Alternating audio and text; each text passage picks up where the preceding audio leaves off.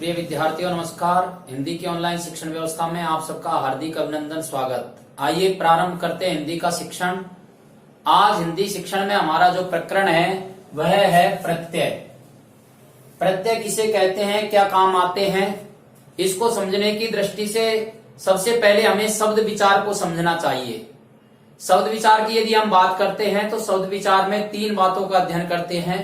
उसमें से एक बात है शब्द भेद, और दूसरी बात है शब्द निर्माण, और तीसरी बात है शब्दों के रूपांतरण। शब्द भेद दो प्रकार के बताए गए हैं, विकारी और अविकारी। शब्द निर्माण चार प्रकार के तत्वों से होता है।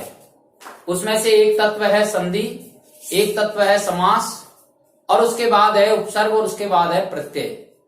अर्थात हम ये कह सकते हैं कि प्रत्यय शब्द के निर्माण के काम में आते हैं। प्रत्यय किस काम आते हैं? प्रत्यय शब्दों के निर्माण के काम में आते हैं।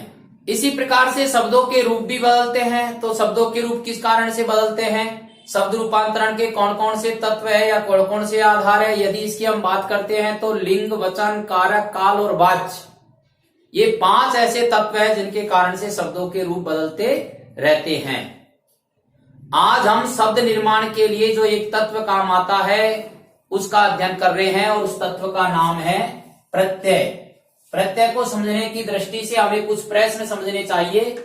उसमें से एक प्रश्न है कि प्रत्यय क्या है, प्रत्यय किसे कहते हैं, अर्थात प्रत्यय शब्दांश है। ये कैसे शब्दांश है और किसमें जुड़ते हैं? तो इसका उत्तर है ये शब्दों में जुड़ते हैं। किस प्रकार के शब्दों में जुड़ते हैं? तो इसके लिए कहा है मूल शब्दों में जुड़ते हैं। ये मूल शब्द कौन कौन होते हैं? संज्ञा, सर्वनाम, विशेषण, क्रिया। इनको मूल शब्दों के नाम से भी जानते हैं। मूल शब्दों में कहां जुड़ते हैं, इस प्रश्न के उत्तर की यदि हम बात करते हैं तो इस प्रश्न का उत्तर है अंत में जुड़ते हैं।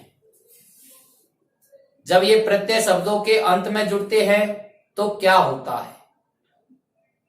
तो इस प्रश्न का उत्तर है उनके अर्थ एवं भाव में परिवर्तन हो जाता है। ये जो प्रश्न पूछे गए हैं और इन प्रश्नों का जो उत्तर आया है, यदि इस सारे प्रश्नों के उत्तरों को हम एक साथ मिला देते हैं तो वह हो जाती है प्रत्यय की परिभाषा। अब आप प्रत्यय की परिभाषा लिखिए। प्रत्यय की परिभाषा है वे शब्दांश जो मूल शब्दों के अंत में जुड़कर उनके अर्थ एवं भाव में परिवर्तन कर देते हैं, प्रत्यय कहलाते हैं। प्रत्यय किसे कहते हैं? तो इन चारों प्रश्नों के उत्तर को मिलाकर के एक साथ बोल देते हैं। प्रत्यय शब्दांश है वे शब्दांश। प्रत्यय शब्दों में जुड़ते हैं जो मूल शब्दों में जुड़कर, और अंत में जुड़ते हैं अंत में जुड़कर अर्थ भाव में परिवर्तन करते हैं, उनके अर्थ एवं भाव में परिवर्तन कर देते हैं। क्या कहलाते हैं? प्रत्यय कहलाते हैं। प्रत्यय की एक और परिभाषा बन सकती है। वह परिभाषा क्या है? शब्दों के अंत में जुड़कर शब्द निर्माण करते हैं, उनको भी हम क्या कहते हैं? प्रत्यय कहते हैं। अब ये प्रत्यय कितने प्रकार के होते हैं? तो यह समझाया गया है कि प्रत्ययों के जो भेद है वो निम्नानुसार है। उसमें से पहला है संस्कृत के प्रत्यय, दूसरा है हिंदी के प्रत्यय, और तीसरा है उर्दू के प्रत्यय या अन्य भाषाओं के प्रत्यय। संस्कृत के प्रत्यय कौन कौन से हैं? तो संस्कृत के एक दो प्रत्यय उदाहरण की दृष्टि से है। इत प्रत्यय गर्भ शब्द में जुड़ता है तो गर्वित हो जाता है, हर्ष शब्द में जुड़ता है तो हर्षित हो जाता है। कैसे जुड़ता है? शब्द आएगा गर्भ, ये मूल शब्द है, और इसके साथ में प्रत्यय जुड़ेगा इत, तो शब्द क्या हो जाएगा? गर्वित। ऐसे मूल शब्द है हर्ष, और इत प्रत्यय जुड़ेगा तो क्या हो जाएगा? हर्षित। ऐसे मूल शब्द है मानव और इसमें ईय प्रत्यय जुड़ जाएगा तो शब्द हो जाएगा मानवीय। ऐसे उर्दू के कुछ प्रत्यय यहां दिए गए हैं। उर्दू का एक प्रत्यय है दार, हो जाएगा हवलदार। ची नकलची, नामा बाबरनामा। इन प्रत्ययों की विशेषता यह होती है, उर्दू के प्रत्यय सामान्यतः उर्दू शब्दों में जुड़ते हैं और अन्य भाषाओं के प्रत्यय सामान्यतः अन्य भाषाओं के शब्दों के अंत में ही जुड़ते हैं।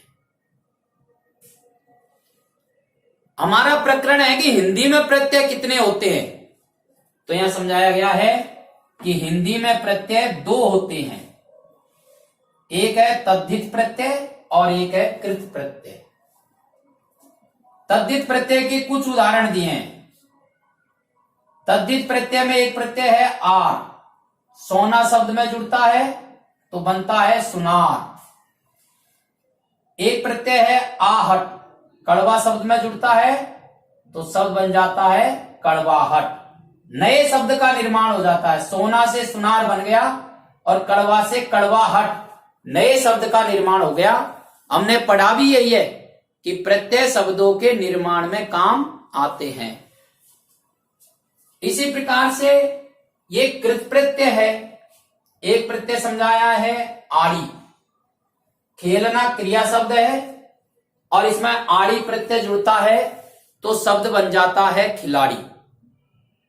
अर्थात क्रिया शब्द विशेषण में बदल जाता है और नए शब्द का निर्माण भी हो जाता है।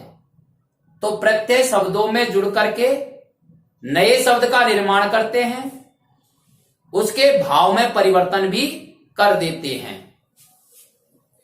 एक प्रत्यय और समझाया है एरा, लूटना क्रिया में जुड़ेगा और शब्द हो जाएगा लुटेरा। इस प्रकार से प्रत्यय शब्दों के निर्माण में काम आते हैं। अब ये जो तद्धित प्रत्यय होते हैं ये कितने प्रकार के होते हैं और इनके परिभाषा क्या है? इसी प्रकार से कृत प्रत्यय किसे कहते हैं और ये कितने प्रकार के होते हैं, इन सब बातों का अध्ययन हम अगले वीडियो में करेंगे। अभी समझने की दृष्टि से और आप इसका स्क्रीनशॉट ले लीजिए और इसकी परिभाषा को आप अपनी नोटबुक में भी उतार लीजिए याद करने की दृष्टि से। तो सुनने से भी अच्छा याद होता है, तो कम से कम 2 बार सुन करके आप इसको याद करें। शिक्षण के अन्य वीडियो आपके पास पहुंचते रहें, इसके लिए इसे आप सब्सक्राइब करें। धन्यवाद।